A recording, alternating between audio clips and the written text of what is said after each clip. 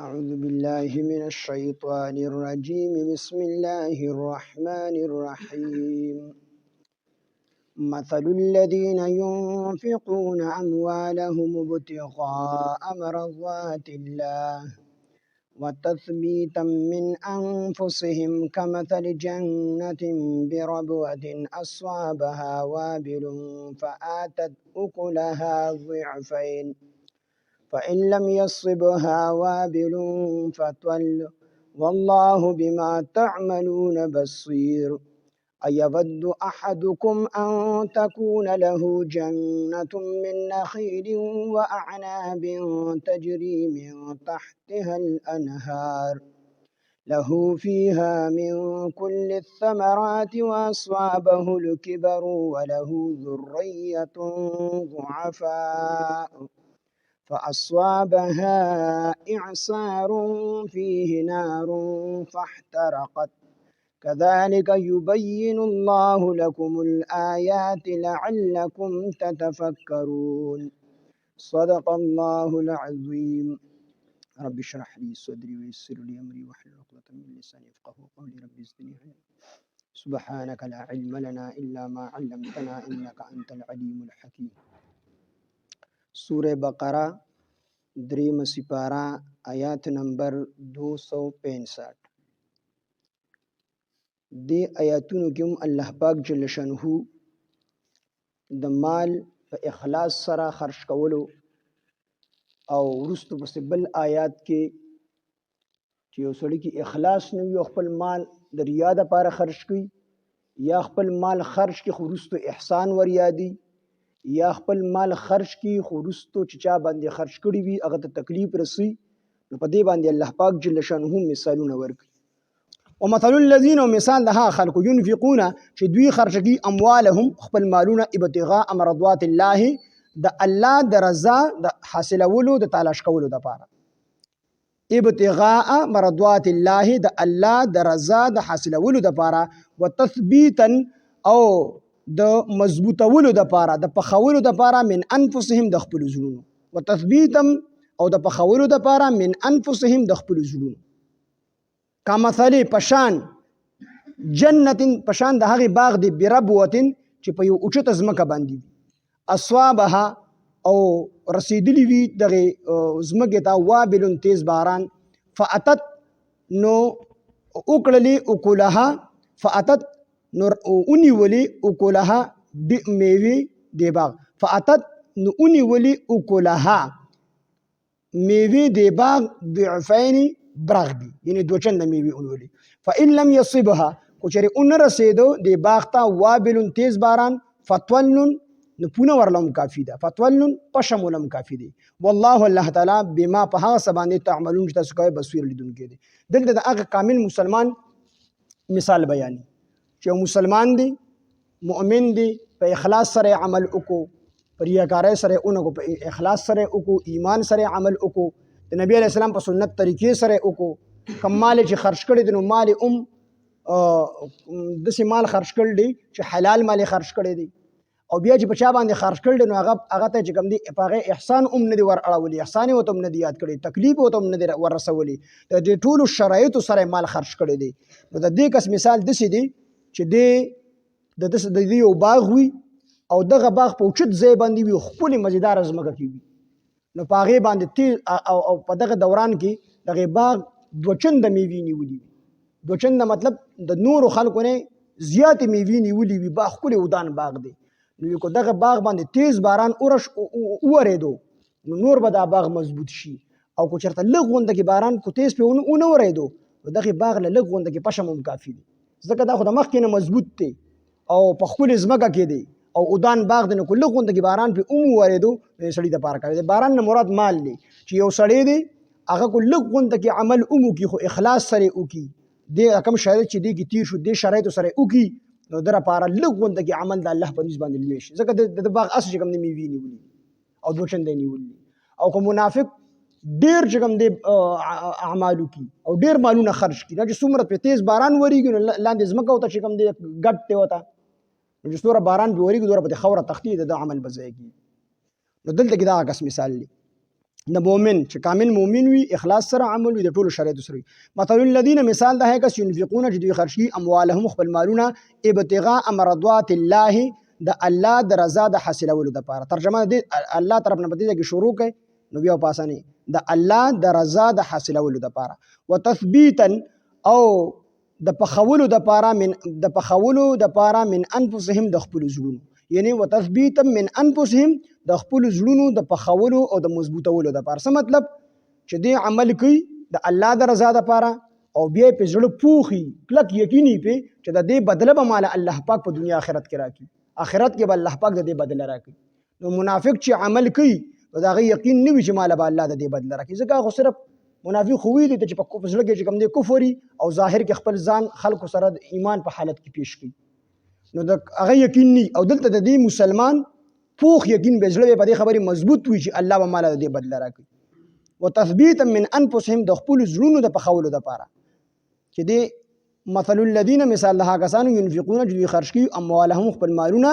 ابتغاء مرضات الله، د الله د رضا د حاصلولو لپاره. وتثبیتا من انفسهم، او د خپل زړونو د مضبوطولو لپاره.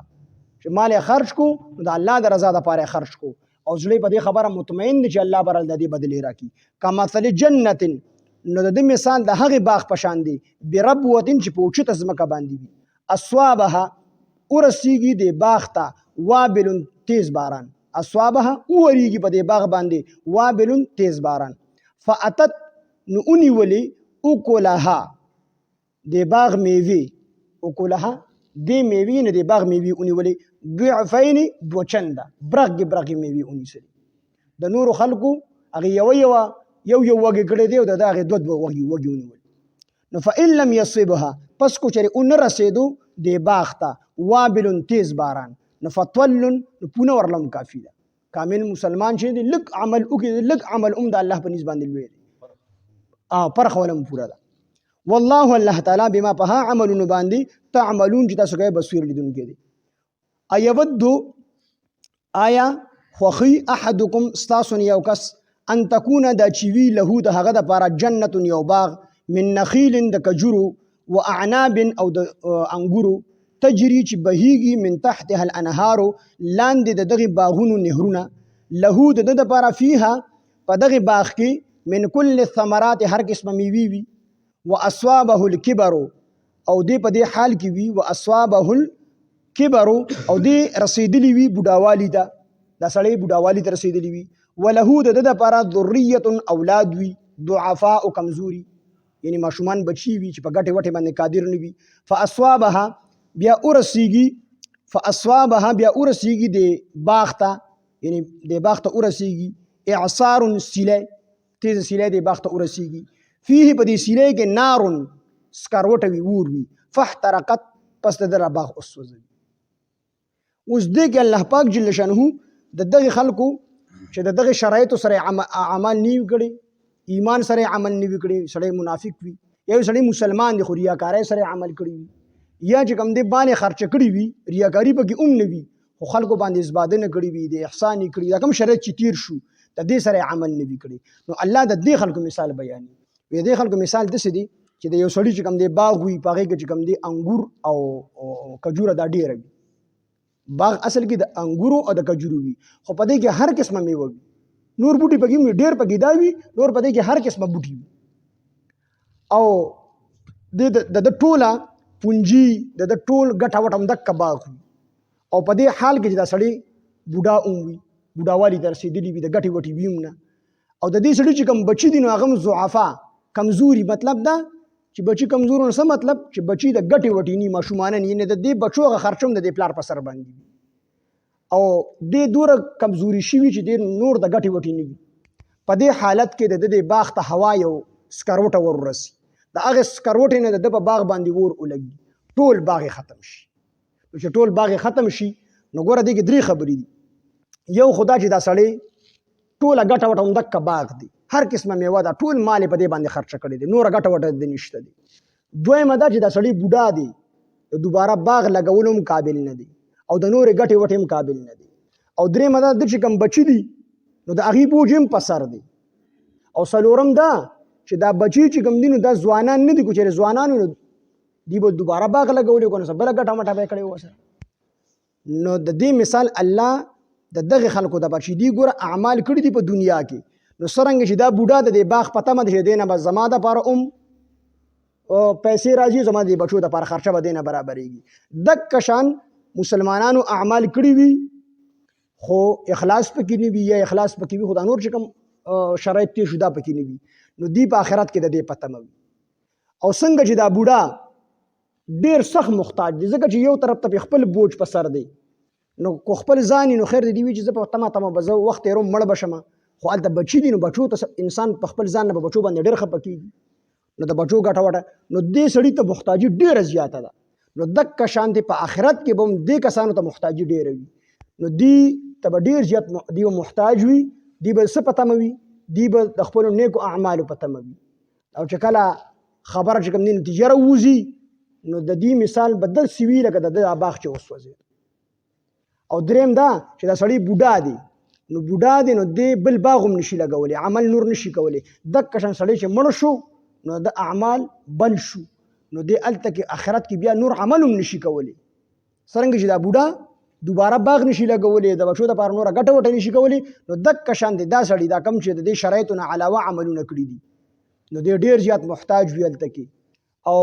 دوباره عمل هم نشي کولی او هلته کې هغه ټول عملونه ضایع شو ټول عملونه ضایع شو نو دا سړی بس نو دا یو مثال الله ورکړل چې دنیا کې د انسان کم څیزونه په ذهن کې راځي په سوچ کې راځي نو الله ولا د هغې سره مثالونه ورکړل چې د انسان پوه شي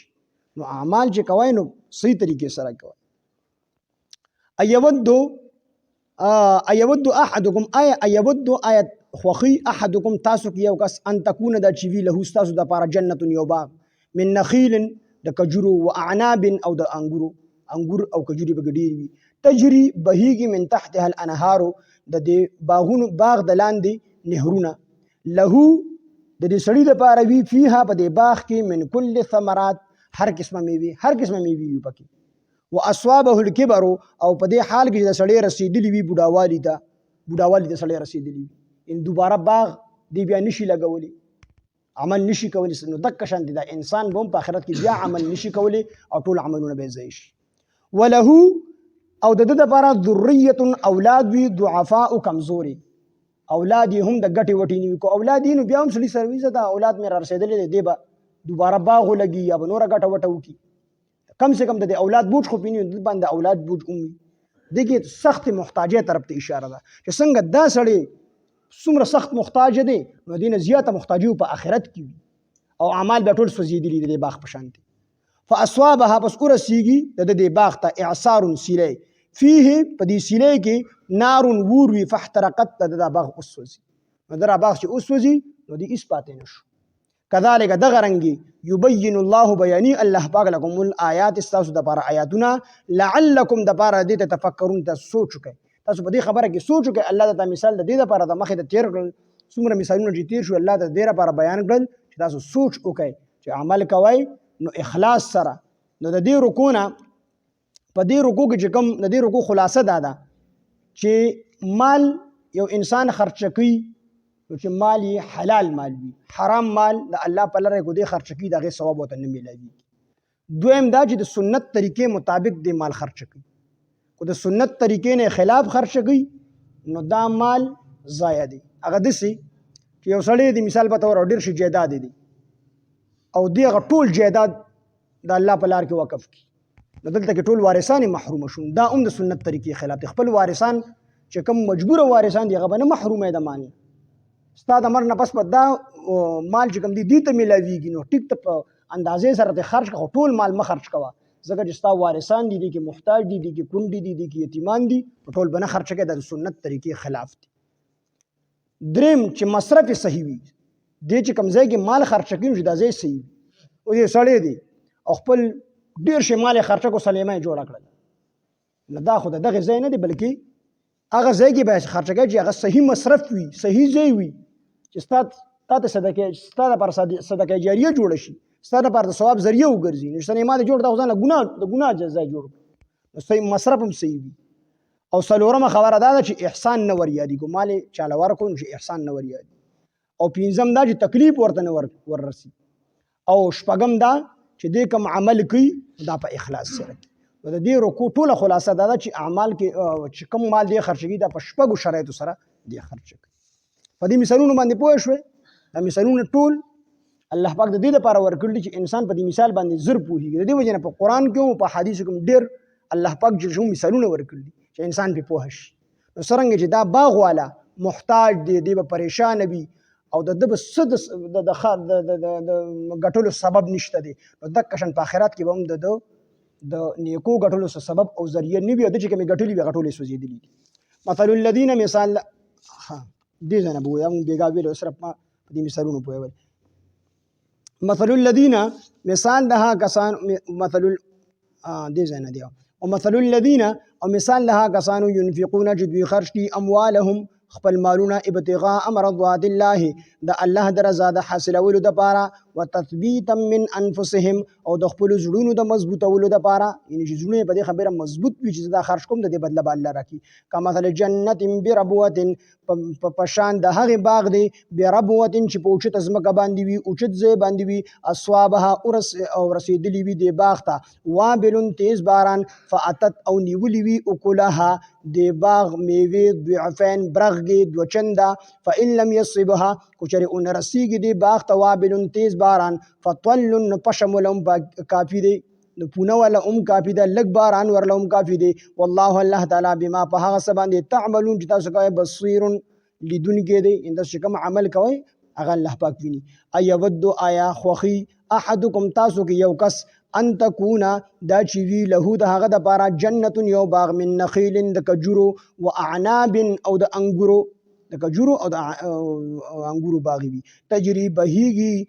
من تحتها الانهار لاندې د دینه نهرونه له د دې سړی د پاره فيها په دې باغ کې من کل ثمرات هر قسمه میوې وي واصوابه الكبر او دې رسیدلی وي بوډا والدا وله د پاره ذریه اولاد وي ضعفاء کمزوري چې ګډ د ګټي وټي نوي فاصوابها او ارز رسیدلی وي د باغ ته اعصار سلی فيه چې بهای کې نار ور وي فاحترقت پس دا باغ اسوزی. کذالک دغرنګ یبین الله بیانی الله پاک لکم تاسو د پاره الآیات آیاتنا لعلکم د پاره دې تفکرون چې تاسو فکر وکړئ تاسو سوچ وکړئ. ومثل الذين مثال ده کسانو ينفقون چې خرج کی اموالهم خپل مالونه ابتغاء مرضات الله د الله د رضا حاصلولو د پاره وتثبيتا من انفسهم او د خپل زړونو د مضبوطولو د پاره کمثل جنت بربوه پشان د هغه باغ دی چې په اوچت ځمکه کې وي اصوابها رسیدلی وي د باغ ته وابل تیز باران فاتت او نیولی وی اکلها میوې دی باغ ضعفین دوچنده فإن لم يصبها پس کچری اون رسیږي دی باغ ته وابل تیز باران فطول پونه ورلهم کافی ده پشم ورلهم کافی دی. والله الله تعالی بما په هغه باندې تعملون چې تاسو کوئ بصیر لیدونکی دی. ايود آیا خوخی احدکم ستاسو نه یو کس ان تکونا دا چې وی له د هغه د پاره جنت یو باغ الله وی الله د سوال کی ايود آیا خوخی احدکم تاسو کې یو کس دا خبره خوخی چې د باغ وی باغ بیا اخره کې اوسوځي. څرنګه چې دا خبره نه خوخوي نو دک رنگ دا بل مثال غنئ تاسو کوم مال خرچ کوئ دې مثال دک شانتی دي چې د شرایط سره نیوي لکه دا باغ چې تاسو په دوره خواري کړی وي اساس دوره تم وي اخره کې اوسوځي نو دا خبره بیا مخوخوي. ايود آیا خوخی احدکم تاسو کې یو کس ان تکونا دا چې وی له د هغه د پاره جنت یو باغ من نخیل د کجور و اعناب او د انګورو تجری بهیږي من تحتها الانهار لاندې د دین باغ نهرونه له د دې سړی د پاره فيها په دې باغ کې من کل ثمرات هر قسمه میوې وي واصوابه الكبر او رسیدلی وي دا سړی الکبر بوډاوالی ته وله د دې سړی د پاره ذریه اولاد وي ضعفاء کمزوري یعنی ماشومانان فاصوابها پس ورسیږي دې باغ ته اعصار سلی فيه چې بهای کې نار ور وي فاحترقت پس اسوځيږي كذلك دغرنگ يبين الله بياني الله پاک لكم استاذ دپارا الآيات آياتنا لعلكم تتفكرون دپارا تاسو فکر وکئ ومثل الذين مثال لها كسانو ينفقون جي خرشقي اموالهم خپل مالونه ابتغاء مرضات الله دا الله درزا د حاصلولو دپارا وتثبيتا من انفسهم او د خپل زړونو د مضبوطولو دپارا كمثل جنة بربوة پشان د هغه باغ دی چې په اوچته ځمکه باندې وي اصوابها رسیدلی وي هغې ته وابل تیز باران فاتت اکلها او نیولی وي میوې دی باغ ضعفین برغې دوچنده فإن لم يصبها پس کو چرې اون رسیږي دی باغ ته وابل تیز باران فطول نو پشم ولهم کافی دی والله الله تعالی بما په هغه څه باندې تعملون چې تاسو کوئ بصیر لیدونکی دی ايود اي خوخي احدكم تاسو یو کس ان تكون له جنة دا چې وي د هغه باغ من نخیل د کجورو و اعناب او د انګورو تجری چې بهیږي من تحتها الانهار لاندې د دین نهرونه له د دې سړي د پاره فيها په دې باغ کې من کل الثمرات هر قسم میوې وي واصابه الكبر او دې رسیدلی وي بوډاوالی ته وله ذريه ضعفاء او د اولاد وي کمزور یعنی ماشومانان فاصابها بس ورسیږي دې باغ ته اعصار سله فيه چې باغ سله کې نار ور وي فاحترقت بس اوس وزوي دې باغ لرا كذلك دغرنگي يبين الله بياني الله پاک لكم الآيات استاسو دپارا آياتنا لعلكم تتفكرون دپارا دې تاسو فکر وکئ الحمد لله رب العالمين والعاقبة للمتقين والصلاة والسلام على سيد الأنبياء والمرسلين وعلى آله وأصحابه أجمعين ربنا تقبل منا إنك أنت السميع العليم وتب علينا إنك أنت التواب الرحيم إله العالمين تزمون الرازشي الله زمون لوی واړه ټول ګناهونه معاف کړي څومره غلطي کوتاهي زمونږ د درس کې راغلي اله العالمین مونږ ته معاف کړي اله العالمین زمونږ دا درس په خپل دربار الهي قبول او منظور کړي اله العالمین خالص تخپل رضای وګرځي اله العالمین د دې برکت سره زمونږ ټول مردگانو ته بخنه وکړي اله العالمین زمونږ څومره مردگان وفات شوي دي د دې هغه ثوابونه هغوی ته ورسوي خصوصا زما والدین محترمین دي یا زمونږ د مرګور کې چا والدین وفات شوي دي یا نور څومره رشتہ داران وفات شوي دي اله العالمین د درس په برکت سره د ټولو ته کامل مغفرت نصیب کړه الله چاته مغفرت کړي د درجات بلند کړه اله العالمین زموږ د ټولو ناراضي شه الله ژوندو ټولو د خیر را پیښ کړه اله العالمین څومره حاضره مجمع چې د ټولو کامل مغفرت نصیب کړه اله العالمین دغه برکات د درس غنوارات اله العالمین زموږ زړونو ته راوله اله العالمین مونږ ټولو ته په قرآن باندې د فهم او د پوهې کولو توفیق او طاقت راکړه اله العالمین مونږ ټول په قرآن مجید باندې پوهه قرآن مجید د عمل کولو توفیق او طاقت راکړه اله العالمین حاضره مجمع کې څومره بیماران یې کورونو کې بیماری وي ټولو ته شفای کامله عاجله مستمره ورکړه الله څومره قرضداري د قرضونو نه اخلاص کړه الله څومره پریشان حاله پریشانه ختم کړه څومره نه حق بندیوان دي بن نه ذات کړه اله العالمین څومره ملګرو په زړونو کې جای څومره ضروری حاجتونه دي الله د خپل غیب خزانو نه پوره کړه اله العالمین څومره خلق بے واده دي اله العالمین د جوړ بي بیان ورته ورکړه الله څومره زنانه بے واده دي اله العالمین د جوړ خوندان ورته ورکړه څومره خلکو اولاد نشته نیک او صالح اولاد ورته ورکړه چاته د اولاد ورکړي دی اله العالمین فرمان برداري ورته وګرځوه اله العالمین څومره خلکو اولاد نافرمانه دي اولاد فرمان بردار وګرځوه اله العالمین زموږ مشرانو ته عزت ژوند ورکړه اله العالمین کشرانو د دیندارۍ ژوند ورکړه الله په زنانه او د حیا او د عزت صادرونه راواچوه اله العالمین د څومره خلکو رزق لن تنگ دی رزق فراخه کا اله العالمین څومره خلک پریشانو مصیبتونه کې دي الله دا غینه آزاد ک څومره مسلمانان دي خپلو کې اله العالمین رشتہ داري کټ کړی دي اله العالمین هغوی له صله رحمو کول توفیق او طاقت ورکړه اله العالمین څومره مسلمانان دي پس کې دشمنی طرفګانې دي الله ټول په دوستو ورو سره بدلی فرمایا الله زموږ د ټولو خاتمه بالخير او بالایمان کا په وخت ځن کدن د زړه په صدق سره په جګو زموږ د ټولو مسلمانان دا پاک او درنا مبارک کلمه چالو چې لا اله الا الله محمد رسول الله صلی الله علیه وسلم